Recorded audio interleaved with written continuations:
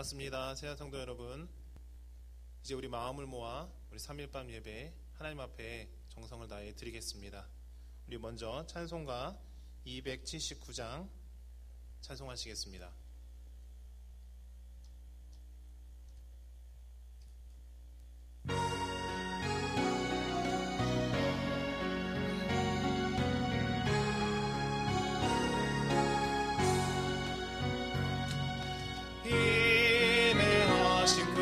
주여 내가 비오니 죄인오라 하실 때에 날 부르소서. 주여 주여 내가 비오니 죄인오라 하실 때에 날 부르소서. 자비하신 보좌 앞에 엎드려 자복하고 회개하니 믿음 주소서. 주여 주여 내가 비오니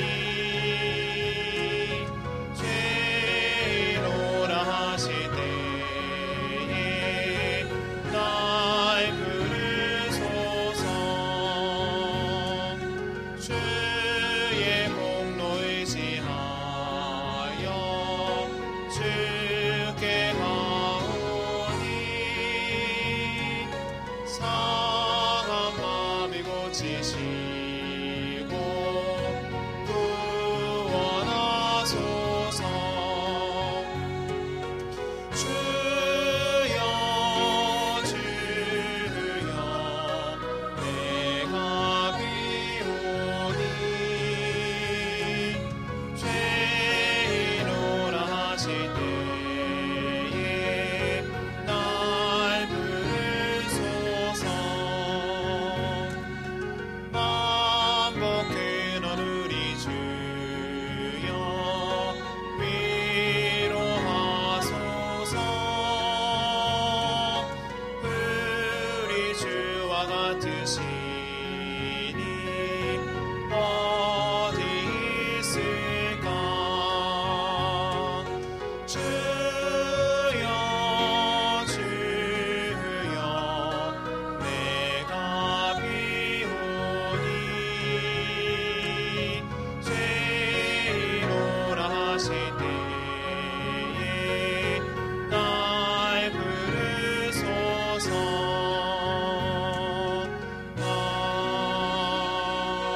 아멘.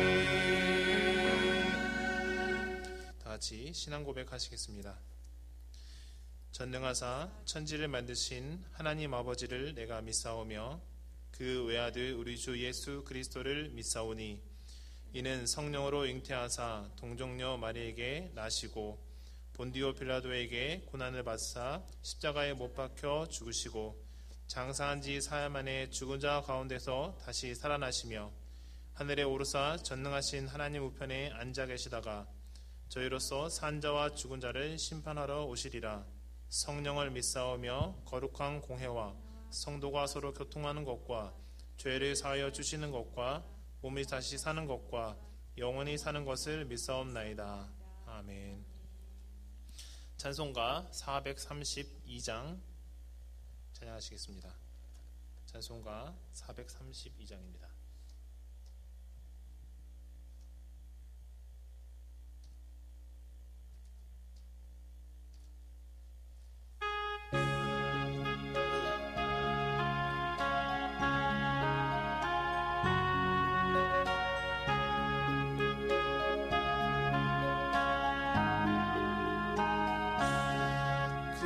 물결이 설레는 어둠 바다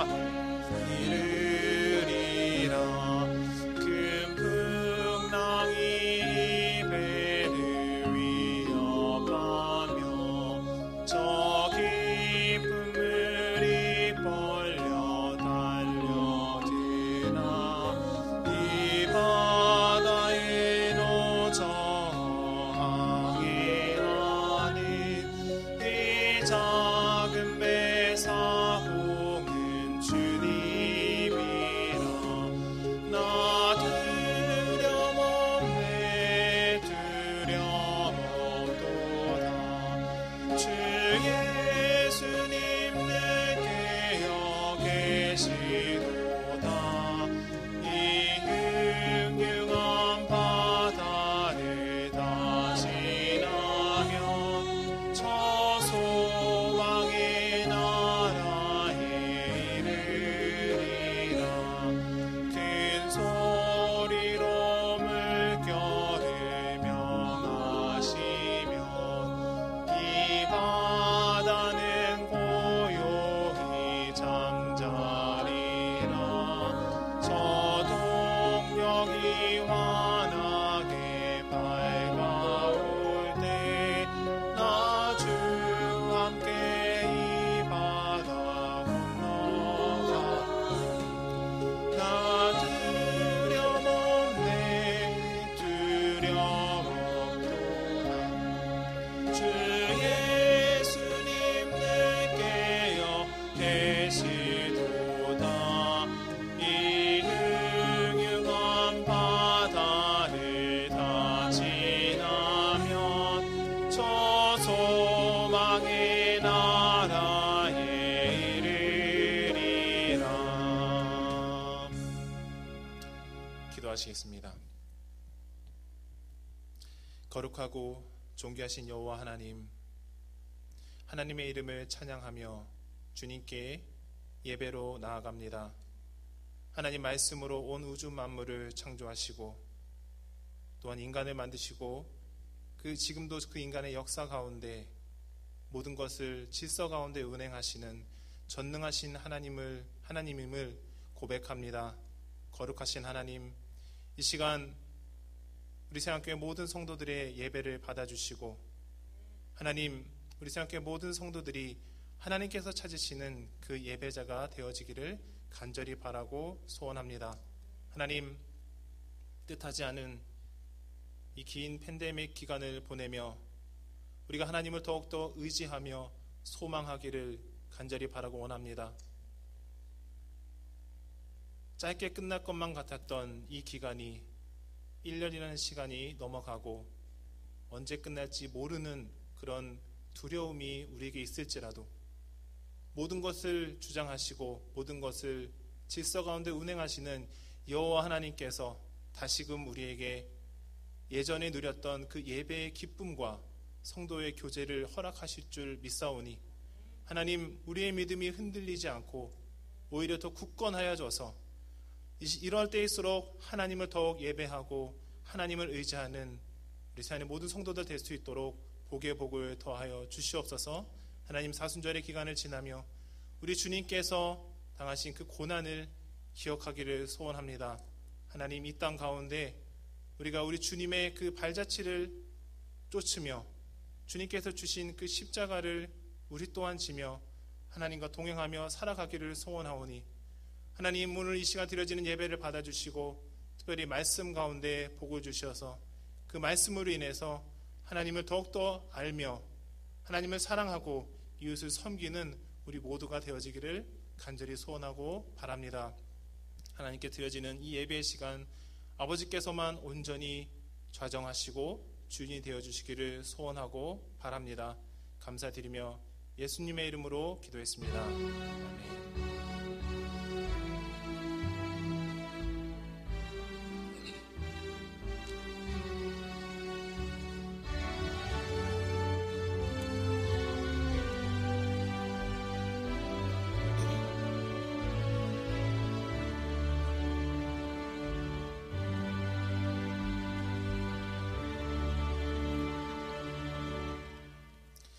하나님의 말씀은 사무엘상 12장 16절부터 25절까지입니다. 사무엘상 12장 16절부터 25절 말씀, 제가 가진 성경으로 구약성경 480페이지에 있습니다. 죄송합니다. 제가 잘못 봤네요.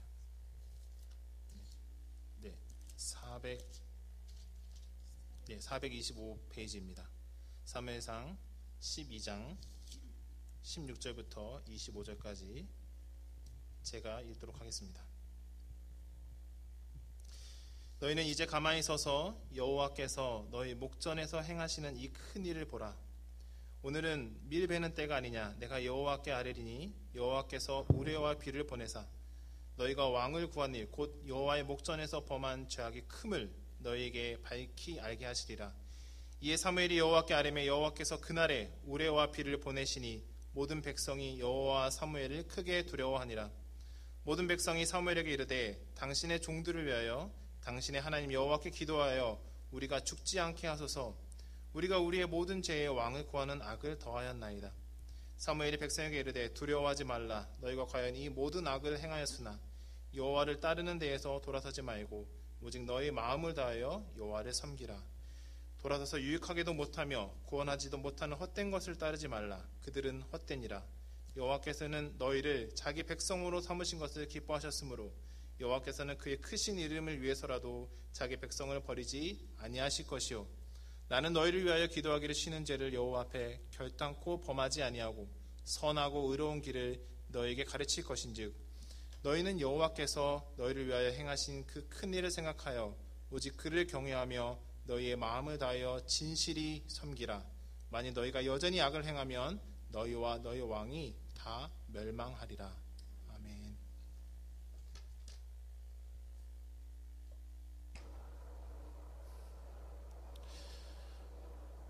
오늘은 마음을 다하여 진실이 섬기라 라는 제목으로 함께 말씀을 나누려고 합니다. 몇 해 전 기업이나 일반 사회에서 섬김의 리더십 열풍이 불었습니다. 섬김의 리더십은 최근에도 긍정적인 리더십의 표본으로 여겨지고 있는데요. 섬김의 리더십은 문자 그대로 섬김에 초점을 맞춘 리더십의 형태입니다. 기존에 리더가 구성원들 위에 군림하며 권위주의적인 리더십에서 탈피하여 리더가 구성원들을 섬기는 매우 긍정적인 리더십인데요. 사실 섬김이라는 단어는 우리 기독교인에게 낯선 단어가 아닙니다. 이유는 우리 주님께서 마태복음 20장 28절에 인자가 온 것은 섬김을 받으려 함이 아니라 도리어 섬기려 하고 자기 목숨을 많은 사람의 대속물로 주려 함이니라 라고 말씀하셨고 예수께서는 정말로 그러한 삶을 사셨기 때문입니다. 저도 어렸을 때부터 교회를 섬기고 봉사하는 것을 기독교인의 미덕이라고 배워왔고요. 그런데 누구를 어떤 모습으로 섬겨야 하는지는 잘 배우지 못했습니다. 섬김이라는 단어는 열심을 가지고 교회에 봉사하는 것이라고 생각해 왔습니다. 하지만 예수님께서는 분명 사람을 섬기러 오셨고 그 대상은 매우 명확했습니다. 우리가 섬겨야 할 대상도 명확한데요. 바로 하나님과 이웃이죠. 예수께서 말씀하시길 하나님을 사랑하고 이웃을 내 몸과 같이 사랑하라고 말씀하셨기 때문입니다. 따라서 하나님께서 우리에게 원하시는 섬김의 모습이 있을 것이라고 생각합니다. 사무엘은 온전한 섬김으로 하나님과 백성을 그의 온 인생 가운데, 삶 가운데 섬겼지요. 오늘 우리는 사무엘의 섬김의 삶을 통해 특별히 그가 마지막으로 이스라엘 백성에게 유언과 같이 했던 마음을 다하여 진실이 섬기라가 어떤 의미인지 생각해 보려고 합니다. 바라기는 오늘 말씀을 통해 우리 모두가 하나님께서 원하시는 섬김의 의미를 깨닫고 사무엘과 같은 섬김의 삶을 살아가기를 소망합니다. 먼저 간략하게 사무엘상 12장 배경에 대해 소개합니다. 사무엘이 살았던 때는 이스라엘이 사사시대에서 왕정으로 넘어가는 그런 때였습니다. 사무엘은 이스라엘의 마지막 사사였죠. 사사시대는 이스라엘 역사 가운데 가장 혼란스러운 시기였습니다. 이스라엘이 하나님께 범죄하면 하나님께서 이방 민족을 일으키셔서 그들을 치시고 이스라엘 백성이 하나님 앞에 회개하고 돌아서면 하나님께서 사사를 보내셔서 그들을 구원하시는 그 반복적인 역사가 수백 년간 이루어져 왔습니다. 그리고 사람들은 각자 소견에 옳은 대로 행했다고 사사기 마지막 부분에 기록하고 있습니다. 사무엘의 어린 시절 당시 대제사장은 엘리였죠. 하지만 그는 나이가 매우 많아서 그의 아들들이 사실상 모든 실권을 차지하고 있었습니다. 그리고 그들은 부패한 리더였습니다. 하나님의 법을 어기고 재물을 갈취했고 심지어 성막에서 수종드는 여인들과 동침하는 악한 죄를 범하기도 했습니다.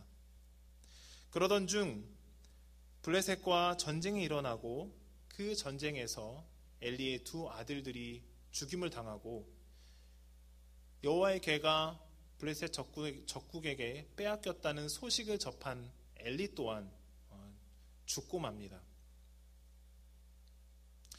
이스라엘 리더십의 부재 가운데 사무엘은 백성을 이끌었고 블레셋과의 전쟁에서 크게 이깁니다.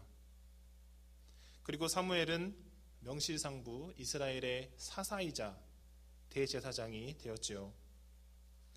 그가 통치하던 시절 이스라엘은 매우 평화로웠고 주변국들도 이스라엘을 공격하지 않았습니다. 그의 통치는 공정했고 이스라엘은 정치적, 군사적, 종교적 안정기를 갖게 되었습니다. 하지만 이스라엘 백성은 사무엘에게 왕을 요구했고 하나님께서는 그들에게 사울이라는 첫 번째 왕을 허락하셨습니다. 사울 왕은 다시 발발한 블레셋과의 전쟁에서 승리하고 비로소 왕으로서의 위엄을 갖추게 되죠. 그리고 오늘 본문 12장은 사무엘이 이제 은퇴를 앞두고 이스라엘 백성에게 유언과 같이 전달하는 내용입니다. 사무엘상 12장 1절부터 4절을 한번 보겠습니다.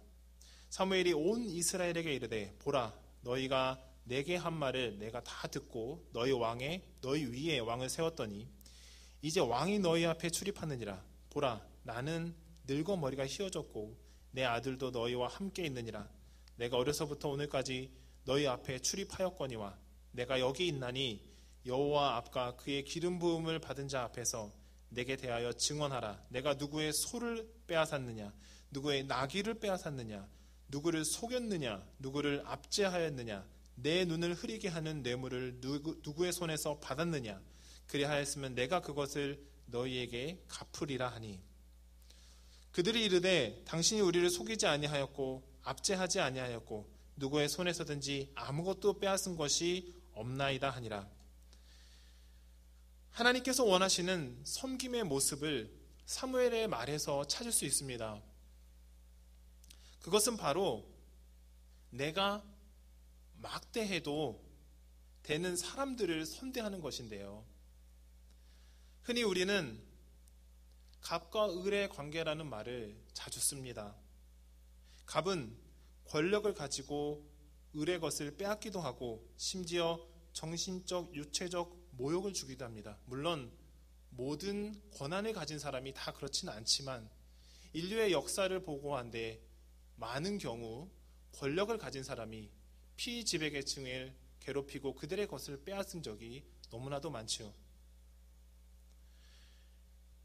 리더와 그를 따르는 구성원들의 관계는 보통은 갑과 을의 관계가 형성됩니다. 왜냐하면 갑은 권한을 가지고 있기에 을들은 그 권한을 가지고 있는 그 사람의 눈치를 볼 수밖에 없기 때문이죠. 따라서 사무엘과 이스라엘 백성의 관계도 사실 세상적으로 보았을 땐 갑과 을의 관계입니다. 엘리의 두 아들들이 백성에게 행한 모습을 보면 쉽게 이해할 수 있습니다. 그런데 놀라운 것은 사무엘은 그의 평생토록 백성의 재물을 빼앗지도 않았고 압제하지도 않았으며 뇌물을 받지도 않았습니다. 사무엘은 자신이 가지고 있는 권력으로 백성의 것을 빼앗을 수 있었지만 그 모든 것을 하지 않고 묵묵히 하나님께서 자신에게 맡겨주신 일을 평생토록 책임하며 백성들을 다스렸습니다. 사랑하는 교회 여러분, 내가 진정한 섬김과 겸손을 가지고 있는지 확인할 수 있는 방법이 있습니다. 그것은 내가 막대해도 되는 사람에게 하고 있는 모습이 내가 가지고 있는 섬김과 겸손의 수준입니다. 물론 내가 막대해도 되는 사람이 많지는 않지요. 하지만 내가 무례해도 내 감정을 소모하지 않고 그냥 시간이 흐르면 모든 것이 해결되는 그런 관계일지라도 우리는 분명 사무엘이 백성들을 선대했던 것처럼 그들 또한 선대해야 됨을 알고 있습니다. 나에게 이득이 되는 사람을 사랑하고 그를 섬기고 그에게 겸손히 행하는 것은 예수님을 믿지 않는 사람들도 충분히 할 수 있습니다. 하지만 기독교인은 혹 내가 갑의 위치에 있다 할지라도 갑질을 하는 게 아니라 오히려 을을 선대해야 하죠. 왜 그래야 합니까? 왜냐하면 우리 주인이신 예수께서 우리를 향한 섬김의 모습을 십자가의 고난을 통해 보이셨기 때문입니다. 예수님과 우리의 관계는 철저히 갑과 을의 관계, 아니 그 이상인 창조주와 피조물의 관계입니다. 그런데 피조물이 창조주를 철저히 모욕했고 심지어 십자가에 죽였죠. 예수께서 힘이 없어서 그리 하셨던 것이 아닙니다. 원하셨다면 모든 피조물을 싹 다 죽이고 다시 그 말씀으로 그 피조물들을 창조하실 수 있는 능력이 있으셨음에도 불구하고 예수께서는 십자가의 고난을 감당하셨고 힘의 논리가 아닌 순종과 섬김으로 아버지 하나님의 사랑을 확증하셨습니다. 바라기는 우리 모두는 예수님의 순종과 섬김을 마음에 품고 사무엘과 같이 모든 사람들, 특별히 내가 막대해도 되는 사람들까지도 선대하며 섬기는 진정한 그리스도인이 되기를 소망합니다. 그렇다면 모든 권력을 가지고 있던 사무엘은 어떻게 백성을 겸손히 섬길 수 있었을까요? 그에게만 있는 특별한 무엇인가가 있었을까요? 말씀을 통해 생각해 보려고 합니다. 사무엘은 12장 6절부터 하나님께서 이스라엘 백성에게 베푸신 구원의 역사와 그들을 선대하신 것을 말하고 있습니다. 그중 우리가 주목해야 할 구절은 11절과 12절인데요. 사무엘상 12장 11절과 12절을 함께 보겠습니다.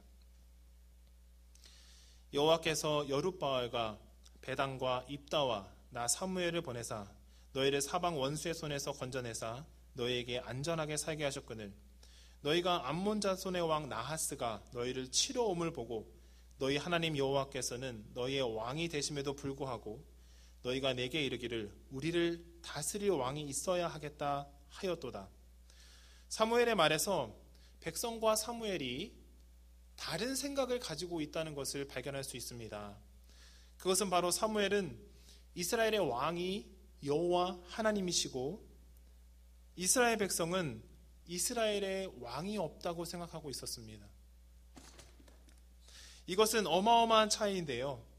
사무엘이 평생을 백성의 것을 빼앗지 않고 압제하지 않을 수 있었던 비결 중 하나는 이스라엘 백성의 진정한 주인은 자신이 아니라 여호와 하나님이시라는 생각을 가지고 있었기 때문입니다. 그리하여서 그는 평생을 겸손히 섬기며 살아갈 수 있었던 것이죠. 정치적, 군사적, 종교적 권력을 가지고 있었던 사무엘이 원했다면 이스라엘 가운데 있는 좋은 것을 빼앗을 수 있지 않았겠습니까? 땅도 빼앗을 수 있을 것이며 좋은 의복과 좋은 것들을 얼마든지 그가 원하는 대로 차지할 수 있었을 것입니다. 심지어 원했다면 다른 이의 아내마저도 빼앗을 수 있는 권력이 사무엘에게는 있었지요. 그러나 그는 이스라엘에 있는 모든 것이 비록 그가 통치하고 있었지만 이스라엘에 있는 모든 것이 자신의 것이 아니고 하나님의 것이라고 믿었기에 자신은 왕이 아니고 이스라엘 백성의 진정한 왕은 하나님이라고 믿고 있었기에 그는 평생 겸손히 백성들을 섬길 수 있었습니다. 오늘날의 그리스도인들도 마찬가지입니다. 하나님을 내 삶의 주인으로 인정하는 사람의 삶과 그렇지 않은 사람의 삶은 분명한 차이를 보이지요. 하나님을 내 삶의 주인으로 인정하지 않는 사람은 예배를 대수롭게 여기지 않습니다. 그들은 하나님께 드려지는 예배를 형식적인 종교적 행위로 생각합니다. 마음으로 드리지 않습니다. 정성을 다하지도 않습니다. 다만 예배를 통해 얻어지는 약간의 그 마음의 위안으로 만족하며 살아갑니다.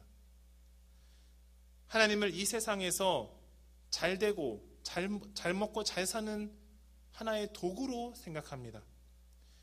교회를 자신의 이익과 편의를 위해 옮겨 다닙니다. 사랑해야 할 이웃을 오히려 뒤에서 험담하고 헐뜯습니다. 가장 치명적인 것은 이러한 자신의 모습이 잘못된 것인지도 모르고 회개하지 않습니다. 마치 이스라엘 백성이 하나님을 왕으로 인식하지 못하고 사무엘에게 인간 왕을 요구했던 것처럼 말이죠. 그러나 하나님을 내 삶의 주인으로 인정하는 사람의 삶에는 하나님을 향한 사랑이 분명히 보입니다. 그리고 그 사랑은 예배의 모습으로 삶에 드러날 수밖에 없습니다. 그들은 교회에서 사람들과 함께, 하나님께서 허락하신 사람들과 함께 예배하며 친교하며 교제하는 것을 기뻐합니다. 혹 사정이 있어 교회에 나오지 못해도 그것을 이 시대의 변화라는 핑계로 위안을 얻는 것이 아니라 함께하지 못한 안타까움을 가지고 그가 있는 그곳에서 하나님을 진심을 다해 예배합니다. 그들은 받는 것보다 주는 것을 기뻐합니다. 이웃을 깎아내리는 말보다 높이는 말을 더 많이 합니다. 하나님을 이 세상에서 성공하는 도구가 아닌 함께 동행하는 내 삶의 왕이자 주인으로 인정합니다. 악한 곳에 발을 들이지 않습니다. 가장 좋은 것은 무엇인가 잘못 행했을 때 성령의 인도하심으로 잘못을 깨닫고 회개하고 다시는 그 잘못을 행하지 않는 것입니다. 이것이 바로 하나님께서 원하시는 섬김의 삶이지요. 톨스토이의 동화 황제와 청소부에는 이런 이야기가 등장합니다. 어느 왕국의 황제가 큰 잔치를 베풀며 이날 참석자 중 가장 아름다운 손을 가진 사람에게 왕과 왕후 사이에 앉게 하고 금과 보석 등 푸짐한 상품을 준다고 백성들에게 공포했습니다. 이 소식을 들은 사람들은 손이니까 손톱을 다듬고 그리고 향수를 뿌리고 손에 좋은 것들을, 손을 부드럽게 보이게 하기 위해서 손에 좋은 것들을 많이 발랐습니다. 그리고 자신이 뽑히기만을 기다렸죠. 드디어 왕이 그 영광의 주인공을 뽑았고 공교롭게도 그는 다름 아닌 궁전의 청소부 할머니였습니다. 하지만 평생 일만 해온 청소부의 손은 보기 민망할 정도로 거칠고 주름이 많이 졌는데요. 그 손을 본 사람들은 모두가 이상하게 생각했고 왕은 그들에게 대답했습니다. 이 손은 땀과 수고 그리고 성실로 장식된 가장 아름다운 손이다. 사랑하는 교회 여러분, 하나님께서 우리에게 원하시는 섬김의 모습은 도덕적인 화려함이 아닙니다. 하나님께서 우리에게 원하시는 섬김은 평생을 주어진 위치에서 묵묵히 자신의 일을 해온 이름 모를 노인의 손과 같은 것입니다. 하나님과 이웃을 진정으로 섬기는 사람들은 세상이 알아주지 않아도 불평하지 않습니다. 왜냐하면 그들의 마음에는 예수님의 십자가가 있으며 하나님과 이웃을 섬기는 것만으로 만족하며 삶을 살아가기 때문이죠. 그리고 확신을 가지고 단언컨대 왕이 그 노인의 손을 가장 아름다운 손이라고 높인 것처럼 하나님을 진정한 마음으로 예배하며 이웃을 섬기는 이들은 이들을 하나님께서는 분명 다른 이들보다 높이실 것입니다. 그러므로 우리는 더욱 하나님을 예배하기 원합니다. 마음과 정성을 다해 그분을 높이기를 원합니다. 장소와 시간에 얽매이지 말고 어디 있든지 무엇을 하든지 누가 보든지 말든지 마음으로 하나님을 예배하고 그분을 높이기를 원합니다. 내 이웃을 사랑하고 섬기기를 원합니다. 어려운 이웃이 있다면 물질로 후원하고 무엇보다 이웃을 위해 기도하기를 힘쓰는 것을 하나님께서는 원하십니다. 바라기는 새안의 모든 성도들은 사무엘과 같이 하나님을 내 삶의 왕이자 주인으로 인정하고 맡겨주신 일을 묵묵히 행하고 후에 주인에게 착하고 충성된 종아 모든 일을 잘 해냈다라는 칭찬을 듣는 우리 모두가 되기를 소망합니다. 말씀을 맺겠습니다. 오늘 우리는 사무엘의 삶을 통해 하나님을 진실히 섬기는 것이 무엇인지 생각해 보았습니다. 첫째로, 하나님을 진실히 섬기는 사람은 이웃에게 무례히 행하지 않습니다. 특별히 내가 막대해도 되는 사람이 있다면 그 사람을 오히려 선대합니다. 둘째로, 하나님을 내 삶의 왕이자 주인으로 인정합니다. 그들은 예배를 사랑하고 하나님만으로 만족한 삶을 살아갈 수 있습니다. 사랑하는 교우 여러분, 이 두 가지를 항상 마음에 새기시기를 소망합니다. 예수께서는 십자가를 통해 몸소 우리에게 섬김의 본을 보이셨습니다. 예수께서 우리를 위해 십자가의 고난을 한 걸음 한 걸음 걸으셨던 것처럼 우리 또한 주님을 따르기를 원합니다. 예수께서 우리를 위해 그가 가진 모든 것을 포기하셨던 것처럼 우리 또한 하나님께서 우리에게 허락하신 우리의 것 중 일부를 어려운 이웃들을 위해 쓰기를 원합니다.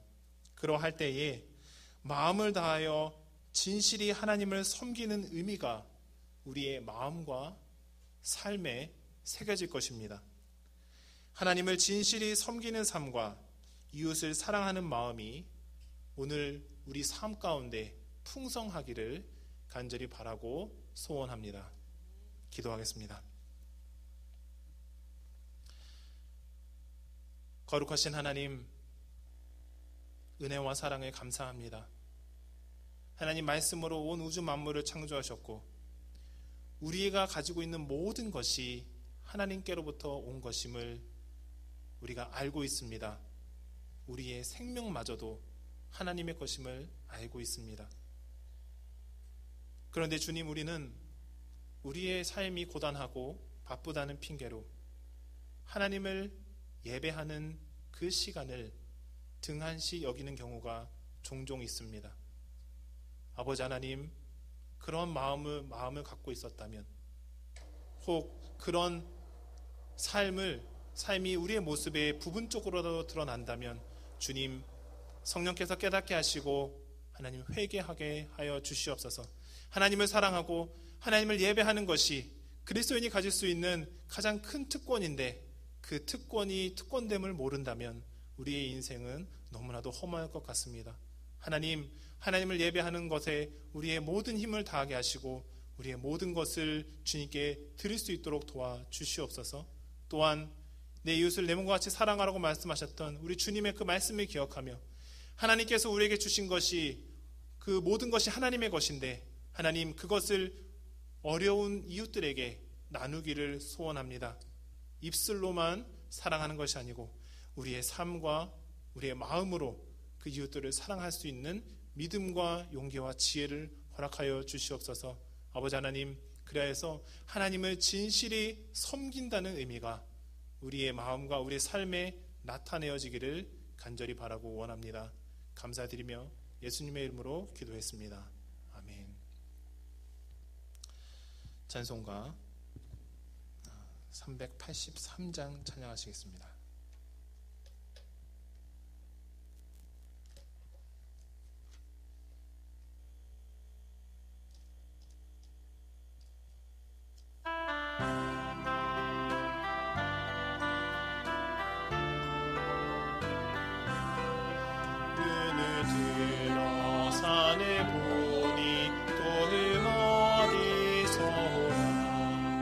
선지시은 주 하나님 나를 도와주시니 나의 머리 실족 않게 주가 깨어 지키며 택한 백성 항상 지켜 길이 보호하시네 도우시는 하나님이 내게 그늘 되시니 낮의 해와 밤의 달이 너를 상치 않겠네 내게 화를 주지 않고 오늘 보호하시며 너의 출입 지금부터 영영 인도하시리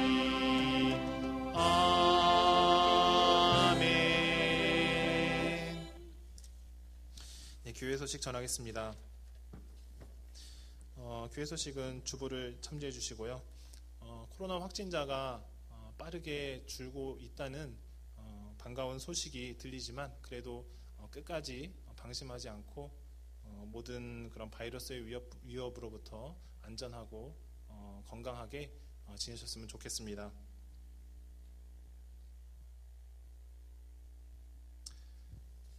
다른 광고는 주보를 참조해 주시고요. 찬송가 5장 찬양하시고 축도로 예배를 마치겠습니다.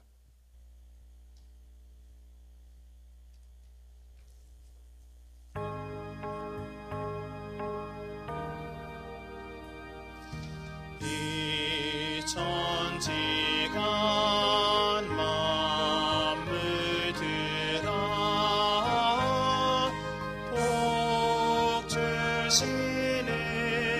주 여호와 전능 성부 성자 성령 찬송하고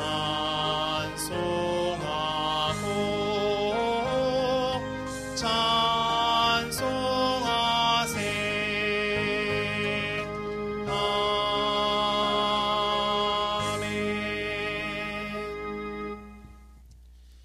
이제는 우리 주 예수 그리스도의 은혜와 하나님의 사랑과 성령의 교통하심이 하나님만을 진실이 섬기며 내 이웃을 내 몸과 같이 사랑하기를 원하는 그리고 그것을 다짐하는 우리 새안의 모든 성도들과 기업과 그리고 가족들 가운데 지금부터 영원히 함께 있을지어다. 아멘.